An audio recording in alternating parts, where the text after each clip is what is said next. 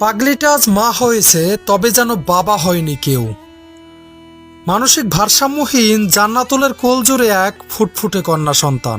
পটুয়াখালী শহরের সবুজবাগ এলাকার কিছুটা নোংরা স্যাঁতস্যাঁতে পরিবেশে সন্তানটির জন্ম দিয়েছেন তিনি। স্থানীয়রা জানান, জান্নাতুল ফেরদাউস নামের এই পাগলিকে গত 2 মাস আগে গর্ভাবস্থায় দেখতে পান এলাকাবাসী।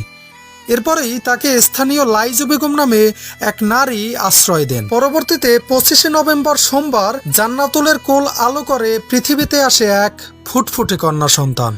পরীর মতো সুন্দর এ নিষ্পাপ শিশুটির বাবাকেও না হলেও যেন সকল দায়িত্ব গ্রহণে আশীর্বাদ হিসেবেই এসেছেন আশ্রয়দাতা লাইজু বেগম।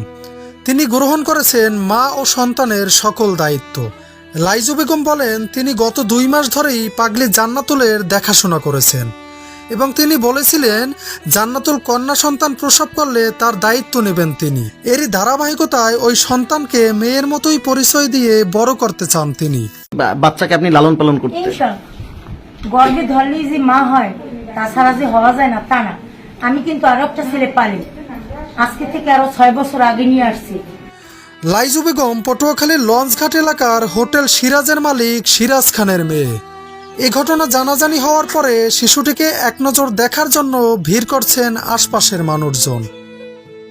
মা হয়েছেন পাগলিটি, এমন ঘটনা যেমনই আনন্দের তেমনই যেন বিষাদময়।